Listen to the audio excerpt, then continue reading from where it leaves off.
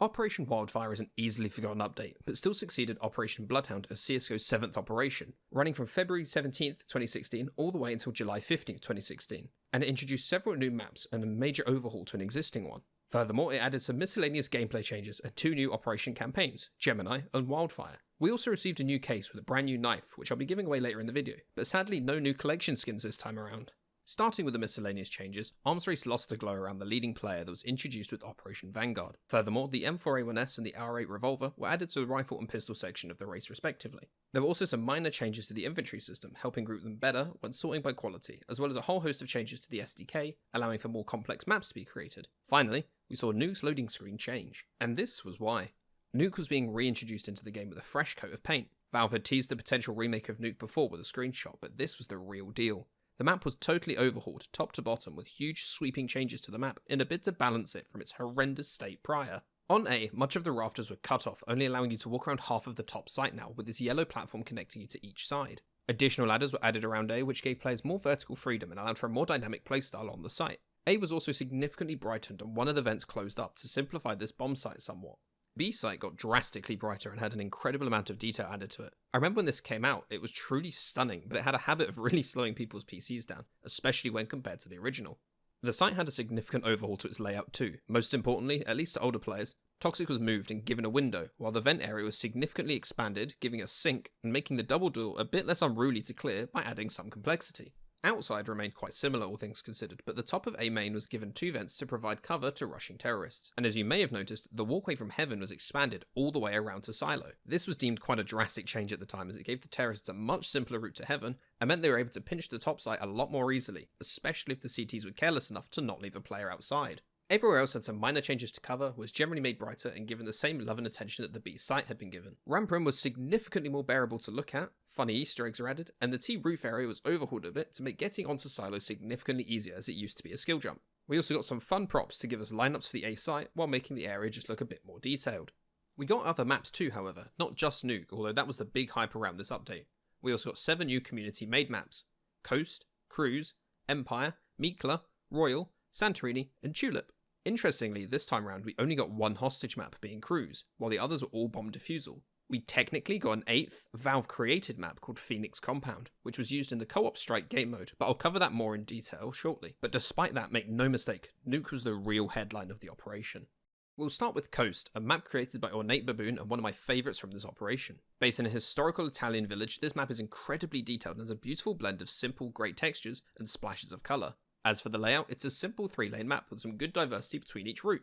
I like that there's a high route to B while also providing a lower underground path to the site. Alternatively, the main route to A is quite straightforward, but instead uses height to make the path seem a bit more diverse. In fact, the whole map uses subtle elevation changes to help break up otherwise large open or more boring areas. The bomb site design is pretty straightforward, but they all hit the right fundamentals, and overall the sites are good fun to play. I enjoyed this map a lot more than I remembered initially, and I think my earlier reservations had more to do with my inexperience than the map's actual quality. Next was Cruise, a hostage map by Skybex and Yanzel. This map was ambiguously based, not having a set location, which is unsurprising considering it's entirely set on a cruise ship, but wherever it is, there's pirates. The map features multiple levels with a relatively linear paths to the hostage rescue zone. Cruise does feel oversized in retrospect with lots of open space and not an awful lot of cover. I recalled the map being significantly more complex too, but after playing a few rounds on Supremacy, that really doesn't feel like the case. The map however is visually incredible. I really enjoy the feeling that all the people on the ship were evacuated at hurry because of the trash casino and the abandoned bar, although everywhere else feels a bit too clean. Ultimately, I enjoy Cruise, it's fun, but it's definitely a bit linear and quite open, and I think the map would be very interesting to see if it was remade for CS2.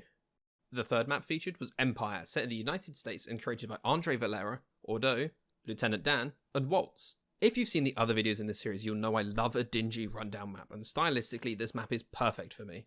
You'd also be forgiven just by looking at the minimap for thinking Empire is a simple 3-lane map, and in essence it is, but it's packing a surprising amount of depth. The map is actually designed more akin to Nuke than any other 3-lane map, with the A bomb site being on top of the B bomb site. It's interesting though, as no matter which route you decide to pick as a terrorist, all routes lead to A. To head B, you either have to drop down a vent near A, or commit to a lower route that leads underground. Speaking of the bomb sites, I think they're pretty solidly designed. The A bomb site is essentially just a trimmed down version of bomb site A on Overpass, with just the dice for cover on the site, or alternatively you can hold the site from this elevated heaven position. Dropping down to B, the site looks similar to the 2014 remake of Train, right down to the rails on the floor and the textures used. This bomb site is equally simple, but features this interesting looping area that I just know could have been used for some next level trolling back in its heyday. Overall, Empire does a lot right. It has an interesting layout, a consistent visual style, and funnily enough, some of the best ideas from several pre-existing competitive maps. Following on from Empire, we have Mikla, a map created by Dr. Pretzel and Rick, and is set in Turkey. Now, Mikla is very colourful, with bright colours blanketing every possible surface. Like many other maps in this rotation, it also has 3 lanes, with a main route down the sides of the map, and then a secondary route off of the unusually straight middle path through some alleyways. The bomb site design is really interesting, with bomb site B being designed with holding the site from outside of the bomb zone in mind, while A is more open and utilising the surrounding alleyways and classic Counter-Strike crates to provide cover. Personally, I really enjoy the visual style and the location of the map, but I found the gameplay a little lacking. It felt like a really solid deathmatch map, but during standard gameplay I felt like more time was spent running to an area than actually engaging in combat or making a technical decision. Flying to the UK, we have Royal, created by Jackaza and set in Edinburgh, Scotland.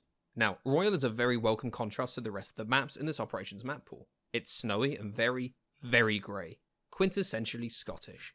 I do love the amount of stairs all over the map, not necessarily from a gameplay point of view, but from a I've been here in person and there was a shit ton of stairs perspective. I also love the look of the buildings. They look really well detailed when compared to some other maps. In fact, most of the architecture around the map looks absolutely spot on for a British city.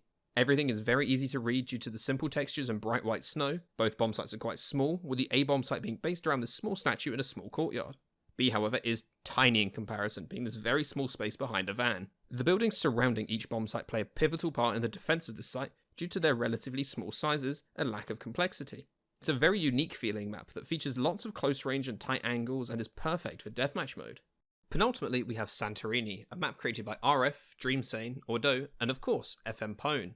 A map that was set in the aptly named Santorini in Greece, and if it looks familiar, that's because it recently had a remade version, Dethera, released in CS2. This is the prequel to that map. Now, Santorini is a very bright map, using lots of whites and blues all across the map, making players stand out considerably.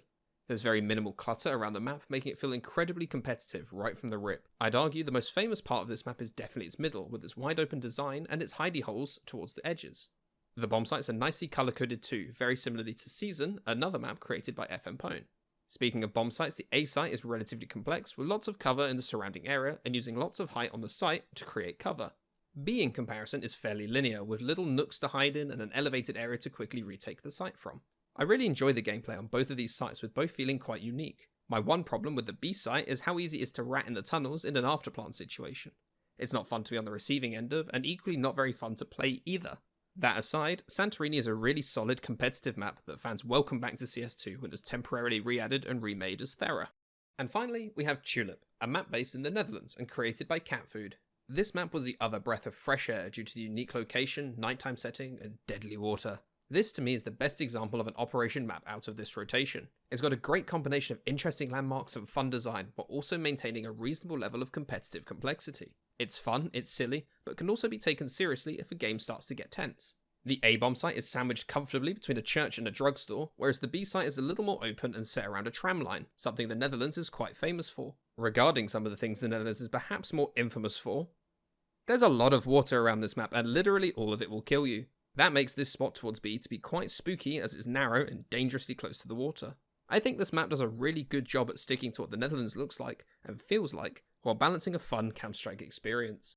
If you've watched this far, you're probably enjoying the style of content I create. I'd really appreciate if you hit that subscribe button to be notified when I release my next Operation Breakdown, and if you leave a comment, you'll be entered into my Bowie Knife Black Laminate giveaway that I'll draw in 2 weeks. With that out of the way, onto the topic of the Operation Journal and the mission rewards. As with all prior operations, there were 3 tiers of Operation Coin: Bronze, Silver, and Gold. Bronze was attained by simply redeeming the Operation Pass, which costed $5.99. Silver was achieved by getting 9 stars from the Operation Journal, and the top gold tier was achieved by getting 14 stars. This operation was slightly different with how you received missions. It was expanded from Operation Bloodhound, which gave you just an audio narrative, whereas this time around we got actual comic strips. Other than that, the missions were functionally exactly the same as in previous operations, except they were split into 2 campaigns as previously stated. The first campaign, Gemini, featured 23 unique Guardian missions which were loosely touched on during Operation Bloodhound. This time, the Guardian game mode was fully fleshed out with endlessly replayable missions built from the ground up for a co-op experience. This is when our 8th and final introduced map comes into play, the Phoenix Compound. There were 3 missions set here, each with different objectives. The first mission, The Extraction, has you rescuing a captured journalist where you fight your way into the compound, rescue the hostage, and escape into the woods before being extracted. The second mission, Once More Into the Breach, has you retrieving files from a computer and planting a virus in the Phoenix systems. You start in a sewer underneath the compound before fighting into an office and holding off against some Phoenix members before being extracted at the top of the tower. The final mission, The Enemy of My Enemy, is the big one. You have to extract Imogen, the daughter of famous arms dealer Booth, this guy from the update that added skins all the way back in 2013. You're tasked with making contact with Imogen, extracting her, and then detonating and destroying the entire compound. You fight into the compound, rescue Imogen, and plant some C4 before escorting her back into the woods, where the C4 detonates, destroying the compound, and everyone is extracted, safe and sound. The second campaign, Wildfire, had the more traditional operation missions, such as dealing burn damage, getting pistol kills in deathmatch, or winning a match of arms race. Additionally, there was a new type of matchmaking called Blitz Missions, which gave you additional XP, but were very time limited. You had to complete a game on a specific map within that allotted time frame to earn the extra experience. Speaking of experience, this was how you got your Operation Drop, the same way as in Bloodhound.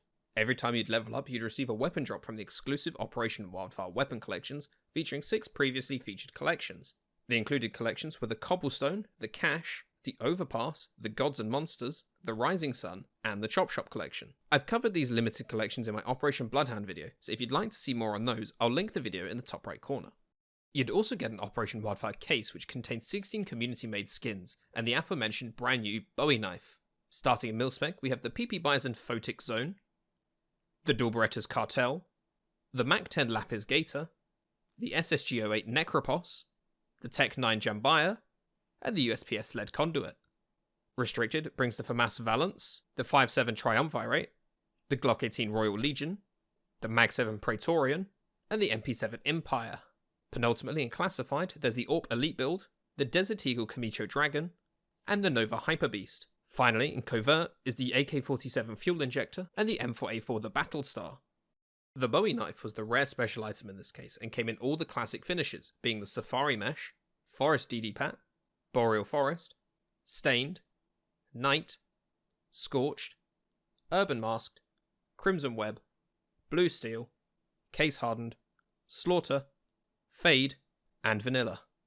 Operation Wildfire is a strange one to reflect on. It really didn't do anything particularly groundbreaking, but hit most of its notes with a solid, confident beat. It's nobody's favourite operation, but it's certainly not their least favourite. We got returning fan favourite collections, interesting new skins, fun maps, and a brilliant rebuilt version of an existing map. It's clear this operation was designed to go hand in hand with Nuke, and the collection of maps added around it was incredibly solid. Some maps definitely worked better than others, but the ability and confidence to test some more unique maps, like Royal, certainly helped cement Wildfire's more unique and quirky feel. At the end of the day, it's easy to look back and remember Wildfire as boring or forgettable, but if you delve a little deeper and look at what followed Wildfire, it's clear that Valve were finalising what they wanted an operation to be, and that would soon become incredibly apparent. For all of those above reasons, I'm placing Operation Wildfire in a solid C tier. If you've enjoyed this review of Operation Wildfire, don't forget to like and subscribe, and let me know in the comments which map from this operation was your favourite, and which you'd like to see remade for CS2.